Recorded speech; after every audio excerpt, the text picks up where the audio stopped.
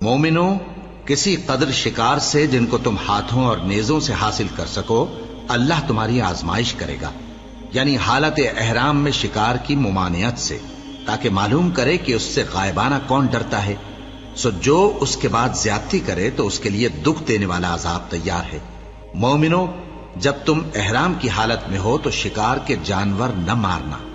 اور جو تم میں سے جان بوجھ کر اسے مارے تو یا تو اس کا بدلہ دے، اور وہ یہ ہے کہ اسی طرح کا چوپایا جسے تم میں سے 2 معتبر شخص مقرر کر دیں قربانی کرے، اور یہ قربانی کعبے پہنچائی جائے، یا کفارہ دے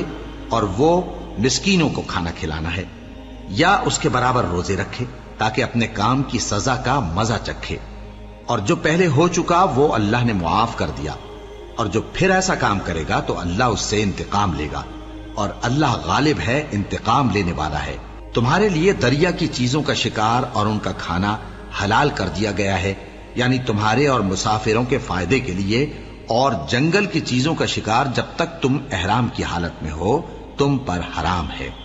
اور اللہ سے جس کے پاس تم سب جمع کیے جاؤ گے ڈرتے رہو۔ اللہ نے عزت کے گھر یعنی کعبے کو لوگوں کے لیے موجب قیام بنایا ہے، اور عزت کے مہینے کو اور قربانی کے جانور کو اور ان جانوروں کو جن کے گلے میں پٹے بندھے ہوں، یہ اس لیے کہ تم جان لو کہ جو کچھ آسمانوں میں اور جو کچھ زمین میں ہے اللہ سب کو جانتا ہے، اور یہ کہ اللہ کو ہر چیز کا علم ہے۔ جان رکھو کہ اللہ سخت عذاب دینے والا ہے، اور یہ کہ اللہ بخشنے والا ہے، مہربان بھی ہے۔ پیغمبر کے ذمے تو صرف پیغام پہنچا دینا ہے، اور جو کچھ تم ظاہر کرتے ہو اور جو کچھ مخفی کرتے ہو اللہ کو سب معلوم ہے۔ کہہ دو کہ ناپاک چیزیں اور پاک چیزیں برابر نہیں ہوتی، گو ناپاک چیزوں کی کثرت تمہیں اچھی ہی لگے،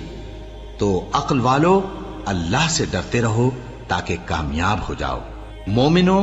ایسی چیزوں کے بارے میں مت سوال کرو کہ اگر ان کی حقیقتیں تم پر ظاہر کر دی جائیں تو تمہیں بری لگیں، اور اگر قرآن کے نازل ہونے کے ایام میں ایسی باتیں پوچھو گے تو تم پر ظاہر بھی کر دی جائیں گی۔ اب تو اللہ نے ایسی باتوں کے پوچھنے سے درگزر فرمایا ہے، اور اللہ بخشنے والا ہے، بردبار ہے۔ اس طرح کی باتیں تم سے پہلے لوگوں نے بھی پوچھی تھی، مگر جب بتائی گئیں تو پھر وہ ان سے منکر ہو گئے۔ اللہ نے نہ تو کوئی بحیرہ مقرر کیا ہے، اور نہ کوئی سائبہ، اور نہ کوئی وسیلہ، اور نہ کوئی حامی، لیکن کافر اللہ پر جھوٹ باندھتے ہیں، اور یہ اکثر عقل سے کام نہیں لیتے۔ اور جب ان لوگوں سے کہا جاتا ہے کہ جو کتاب اللہ نے نازل فرمائی ہے اس کی طرف اور پیغمبر کی طرف رجوع کرو، تو کہتے ہیں کہ جس طریق پر ہم نے اپنے باپ دادا کو پایا ہے وہی ہمیں کافی ہے۔ بھلا اگر ان کے باپ دادا نہ تو کچھ جانتے ہوں اور نہ سیدھے رستے پر ہوں تب بھی؟ اے ایمان والو، اپنے آپ کو سنبھالے رہو،